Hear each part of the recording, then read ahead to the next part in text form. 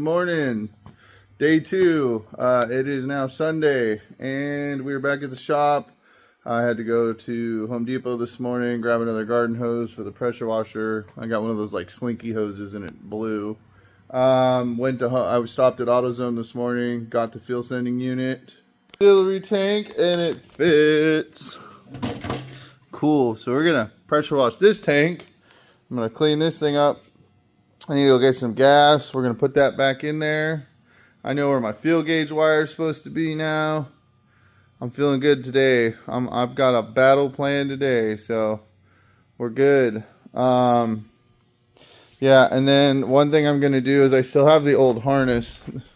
That's like a big thing you want to do when you're doing these trucks. Keep all your old parts until the new stuff's in and you got everything good. I've learned that down the road a few times. To kind of elaborate on what I was saying last night, I'm pretty sure, because if we look in here, you'll see these pins, and I'm pretty sure one of these pins is different than the other, and that's where I've got to move it. And yeah, so that's what we'll do today. I got to unpin one and then pin it back in. And we'll see if the fuel gauge wants to start working in there. So yeah, right now what I'm going to do is I'm going to put the sending unit in the tank, take it out, seal it real quick, and then I'm going to pressure wash the tank itself. Then I'll go get some gas. I'm going to put some gas in there, swish it around, empty it out, just to make sure we get the breeze out. We'll put the tank back in, hook up the line, hook up the fuel gauge, put some gas in it, fire this thing back up real quick. And then after that, I have some shocks we're going to put in. And then I need to get the exhaust hooked up. And I want to clean up the spark plug wires, clean up this wiring a little bit. I know. And then it's really just trying to get more gauges working. I have some aftermarket gauges we're going to put in it. Get the bed back on, clean the bed a little bit. Really, and that's it. So I have 2 more days to knock more of this out as I can. The only other thing I think I want to do today too, or tomorrow, is I have another steering column. That's a whole nother bout. The steering columns, the bearing in there shot. I have a buddy, he said he could rebuild it. I have a straight steering column instead of a tilt for now. I can put in, a buddy gave me. So that's small stuff though. So let's get this done and we'll go from there. Okay, so what I just did is I pretty much deleted all the fuel wiring. I still have a ground stuck over there, but I'll take that out. All the wire for the fuel selector switch, all the pink and yellow wire for on the diesel, on the C10 is gone. Reason being why, the only thing I think I might have a problem with is maybe one of those wires ran a hot like to the gauge, which I can tap in a wire and make the hot go back to the gauge if I have to. But literally this wire, this is the fuel tank wire. So I also don't know if it's going to be long enough to get over to that tank. So I might have to extend it, which that's not a problem. But yeah, I just deleted a bunch of stuff out of here. I got that vacuum cruise control unit out. That's done. Snipped it there. I'm going to leave that grommet in there. We can probably use it when we do the LS swap. I want to get all this. My wipers don't work, so I'm going to need to replace the motor. Put all the wirings in there. When I pulled this last time, one of the pins popped out, and I couldn't get it back in there. So I need to repin this real quick today. Good news on the auxiliary fill tank. I washed it out. It's pretty clean. Here it is. The new sending unit went right in. So if you go on AutoZone and you have one of these trucks and you're trying to figure it out too, just new sending unit goes in there and you're good. I have a piece of hose I'm going to run, and then I think what I'm going to do, because one of these is supposed to go to the other tank and one of these is a return. We're not running a return or that. I'm just going to loop a hose here to here. And the vent hose is here, so that should be fine. I don't think we'll have a problem. And then this will be our main hose. The big one is going to go directly to it's going to go directly to the motor. So, and then we'll have our one wire here, We'll ground this and the gauge should start picking it up. So there we go. And then we can start working on gauges. I'm going to put some gas in the tank and we'll let her rip. So that's where I'm at. I'm going to put the tank back up, run a fuel line, delete anything else I don't need right now, and we'll go from there. Also, I don't know how many fuel lines. I think I'm actually going to leave the fuel lines in place because once we do the LS swap, we're going to have a return line as well. So I know there's a return line in here already. I'm still going to have to make lines anyways for the tank, but for now, we'll just keep it. So, and see if we can use any of it when we do the LS swap. Never mind, I lied. One of these lines, okay, so I think on a gasser it's different. Maybe there is only 2 lines on a gasser, like a return and a... Anyways, on the diesels, I forgot, they have a pressure relief valve here, which is pretty cool.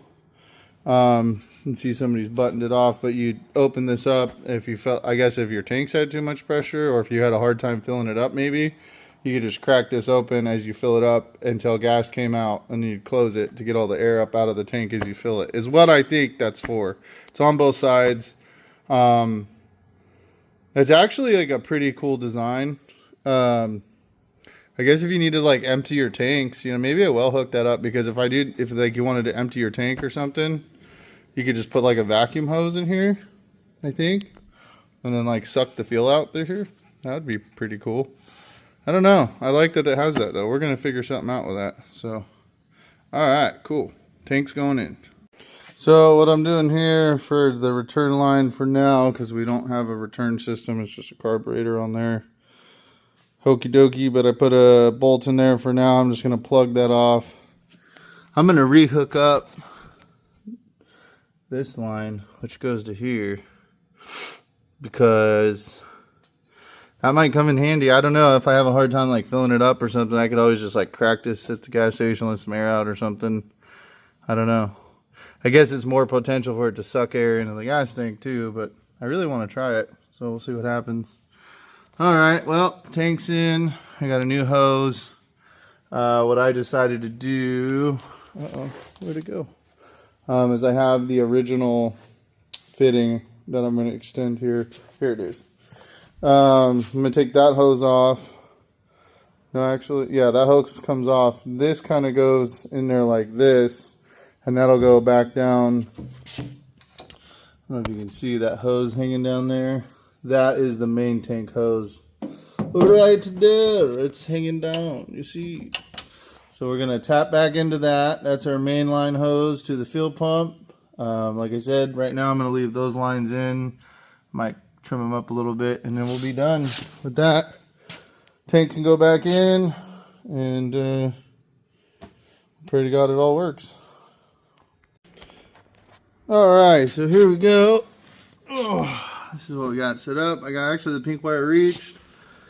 I tucked it pretty good. So that's everything in there. Ground, hoses are back on. I got the main hose ran from there. I'll just have to snip it and hook it into the main hose, and have to figure this out. It's not gonna work. I'm just gonna get a custom fill neck and figure this out. I'll probably get the original. Like I said, this tank is only gonna last a couple months, and then we'll be back on the driver's side anyways. So, yeet. All right, let's see what happens. So that's pretty much in. We got where the strap holes go back in. Just want to double check everything in there. Let's see if we can turn the light on so we can see in there. You don't want anything bound up or kinked. I did my best. That's where it's going to go. Ground's hooked back up. So now it's time to put some bolts back in. I should have some extra tank bolts now, so I'll use the extra ones to put all 4 back in. And she's in. Alright, well, it took me a few, especially with all this, I think it's like weatherproofing goo or something. But these wires on these go in this way, so I had to cut back the oil pressure sensor wire. Don't you hide from me. Where'd he go? Oh, he's right there. Anyways, I'm going to snip that, tie it back into this dirty little wire. So there's our oil pressure gauge wire, which I matched it up with the old harness, and yeah, it goes over I just got to not put it in the wrong spot. Instead of being here, it goes down here, and you can see that pin right there. That's the one that is the way for the oil pressure gauge. So before it was sitting over here, which there's nothing going on in there. So anyways, I'm gonna butt connector this, melt it, and get it back in there. Here we go. And the fuel pump harness is in there. So then we're gonna double check our gauges then, and we'll see what we got, if we got anything or nothing, or see what happens. So gas tank is in, fuel gauge works. We rerouted the spark plug wires again to look a little bit better, and I'll have to do a way better job once I get in there. I'll make my own wires, but it runs. It's got clean fuel going through it, and we got over here and we noticed something was off with the rear shackle. This stud is too high, and they had like pieces of stuff holding the shackle, so this wasn't even sitting flush on here at all. So I'm going to shave that down and fix that. But tank works. I need to get the shocks in, and I'm going to start working on the exhaust. So I'll keep you updated. Alright, so we've got into day 2 pretty much right now. I'm just running out of parts and stuff to do. Shocks are in. That wasn't bad. They had a rust problem here, and somebody kind of did a weld job, and not a very good one, but it's in there. We fixed that. Had to shave that bolt down, so now the leaf springs are, that's all sitting the way it's supposed to. Tank is in. Gas gauge is working. It's pretty cool. I'll show you guys. There's that. So lights are coming on. Voltmeter works. Don't know about the temp. I need some coolant. The only thing is the oil pressure gauge is, I might have to take the needle off and move it, or it just could be the oil pressure gauge is no good. But yeah,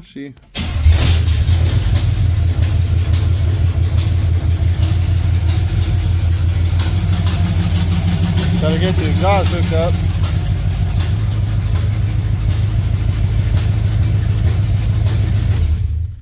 But she's running again, so yeah.